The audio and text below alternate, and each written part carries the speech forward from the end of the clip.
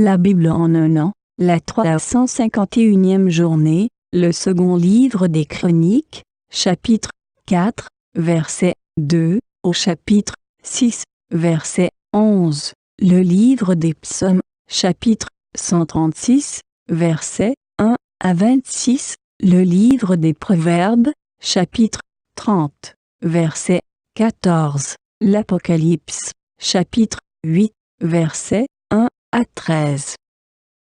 Le deuxième livre des Chroniques, chapitre 4. Il fit la cuve en métal fondu. Elle faisait 5 mètres d'un bord à l'autre et était entièrement ronde. Elle faisait 2 mètres et demi de haut et on pouvait mesurer sa circonférence avec un cordon de 15 mètres. Des images de bœufs en faisaient le tour, sous le rebord, 20 par mètre, sur tout le pourtour de la cuve, disposés sur 2 rangs. Les bœufs avaient été fondus avec elle d'une seule pièce. Elle était posée sur 12 bœufs, 3 tournés vers le nord, 3 vers l'ouest, 3 vers le sud et 3 vers l'est. La cuve reposait sur eux et toute la partie postérieure de leur corps était à l'intérieur.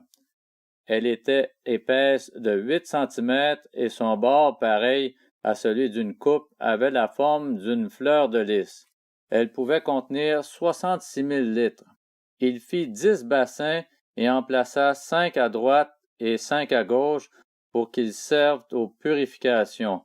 On y lavait le matériel des holocaustes, tandis que la cuve était réservée aux ablutions des prêtres.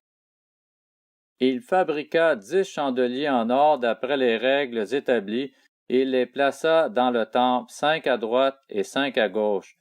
Il fit 10 tables et il les plaça dans le temple, 5 à droite et 5 à gauche.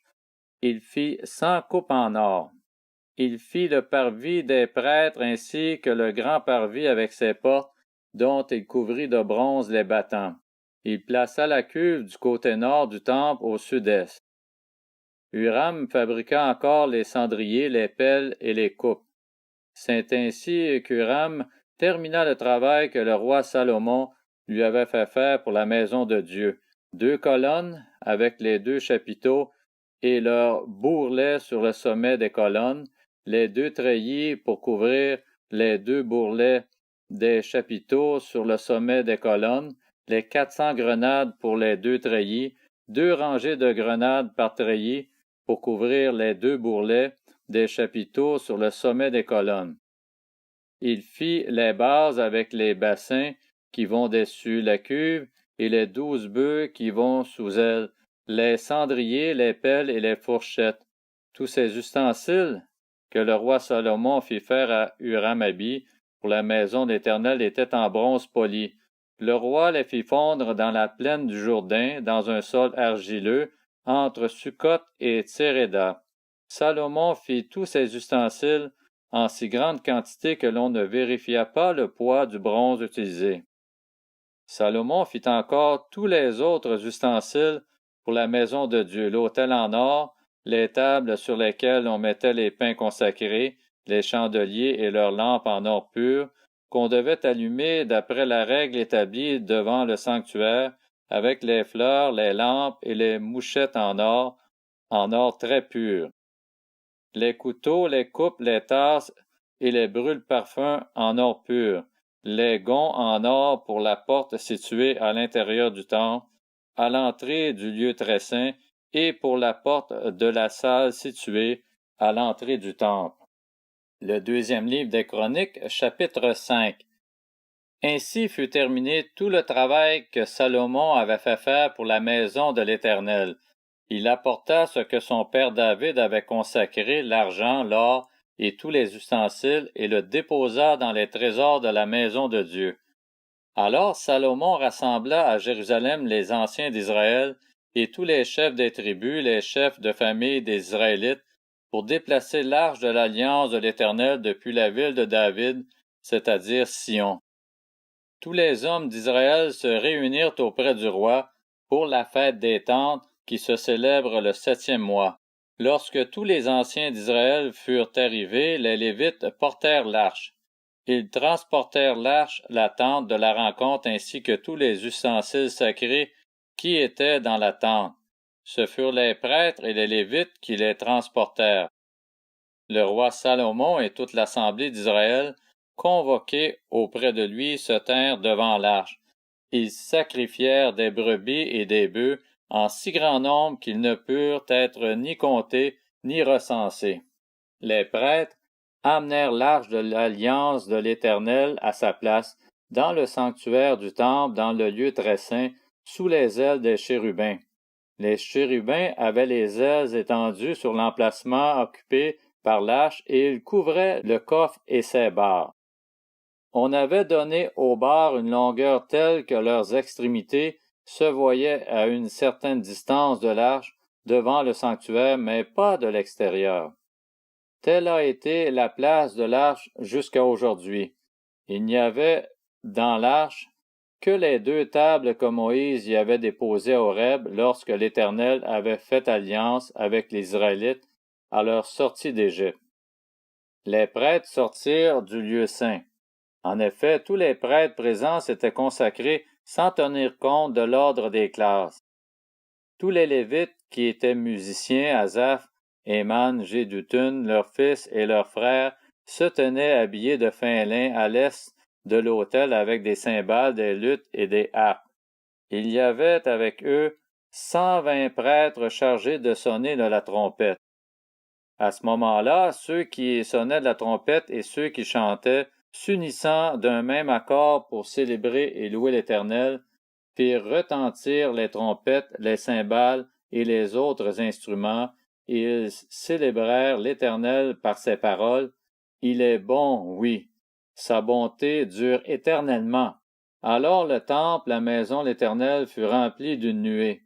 Les prêtres ne purent pas reprendre leur service à cause de la nuée. La gloire de l'Éternel remplissait en effet la maison de Dieu. Le 2e livre des Chroniques, chapitre 6. Alors Salomon dit, l'Éternel a déclaré vouloir habiter dans l'obscurité. Et moi j'ai construit une maison qui sera ta résidence, un endroit où tu habiteras éternellement. Puis le roi se retourna et bénit toute l'assemblée d'Israël qui se tenait debout. Il dit, béni soit l'Éternel, le Dieu d'Israël, qui de sa bouche a parlé à mon père David et qui accomplit par sa puissance ce qu'il avait déclaré. Il avait dit, depuis le jour où j'ai fait sortir mon peuple d'Égypte, je n'ai pas choisi de ville parmi toutes les tribus d'Israël pour qu'on y construise une maison où réside mon nom, et je n'ai pas choisi d'homme pour qu'il soit le chef de mon peuple d'Israël, mais j'ai choisi Jérusalem pour que mon nom y réside, et j'ai choisi David pour qu'il règne sur mon peuple Israël. David, mon père, avait l'intention de construire une maison en l'honneur de l'Éternel, le Dieu d'Israël. Et l'Éternel a dit à mon père David, tu as eu l'intention de construire une maison en l'honneur de mon nom, et tu as bien fait. Seulement, ce ne sera pas toi qui le feras, ce sera ton fils, celui qui est issu de toi, qui construira cette maison en l'honneur de mon nom. L'Éternel accomplit la parole qu'il avait prononcée.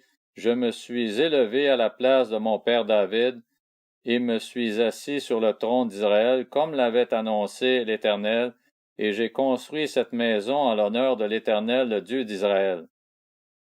J'y ai placé le coffre qui contient l'alliance de l'Éternel, l'alliance qu'il a conclue avec les Israélites. Le livre des Psaumes, chapitre 136. Louez l'Éternel, car il est bon. Oui, sa bonté dure éternellement. Louez le Dieu des dieux. Oui, sa bonté dure éternellement. Louez le Seigneur des seigneurs. Oui, sa bonté dure éternellement. Lui seul fait de grands miracles. Oui, sa bonté dure éternellement. Il a fait le ciel avec intelligence. Oui, sa bonté dure éternellement. Il a disposé la terre sur l'eau. Oui, sa bonté dure éternellement.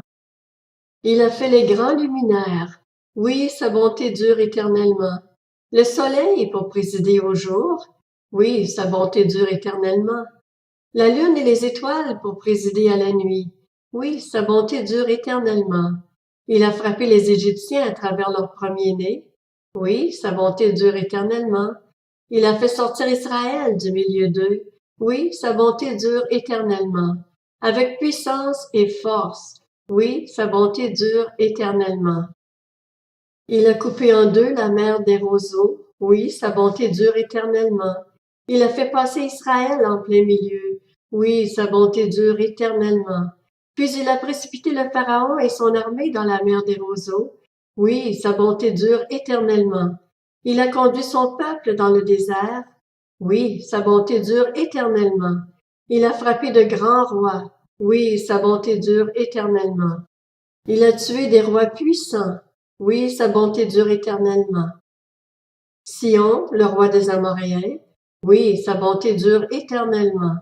Et Og, le roi du Basan. Oui, sa bonté dure éternellement.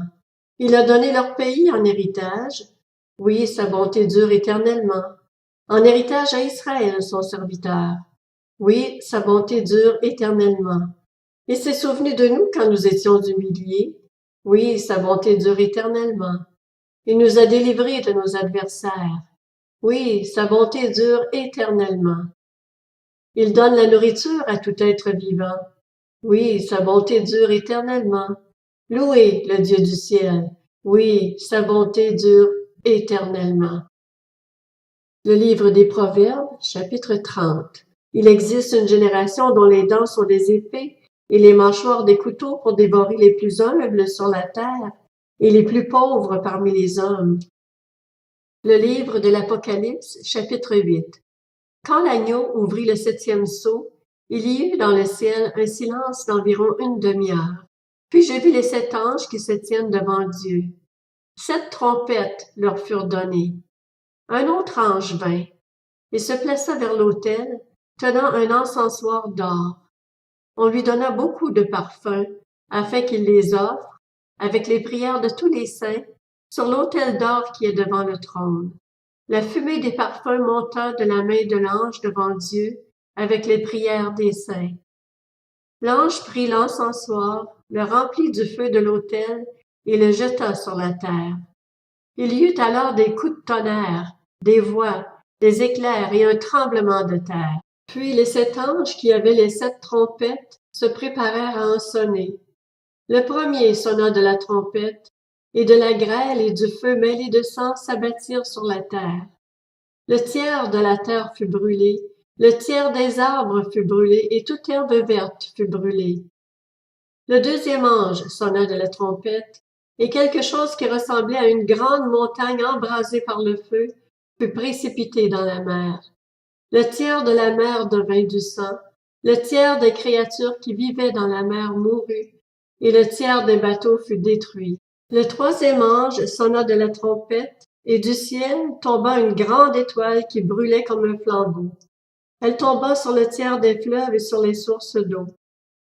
Le nom de cette étoile est Absinthe. Le tiers des eaux fut changé en absinthe, et beaucoup d'hommes moururent à cause de ces eaux, parce qu'elles étaient devenues amères. Le quatrième ange sonna de la trompette, et le tiers du soleil fut frappé, ainsi que le tiers de la lune et le tiers des étoiles, de sorte qu'ils s'obscurcirent d'un tiers. Le jour perdit un tiers de sa clarté, et la nuit de même.